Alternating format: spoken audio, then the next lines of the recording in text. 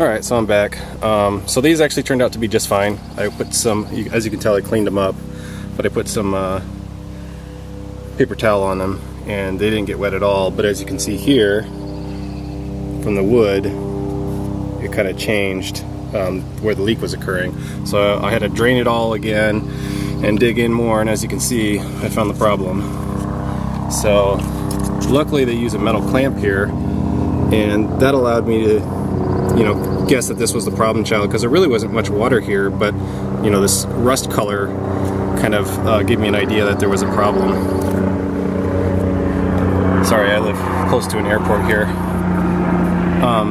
But basically it sheared off at the connection right there, and it's molded into the tub, which is a stupid design, and I don't know what the heck I'm going to do to fix it. So here's the actual tub. If I move this batting out of the way, you can see. So I don't know what I'm going to do to fix this.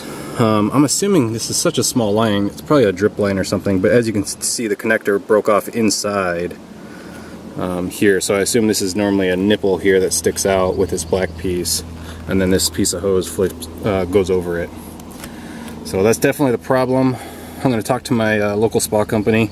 Hopefully I can just epoxy this and close off this altogether, and it doesn't need this strip line.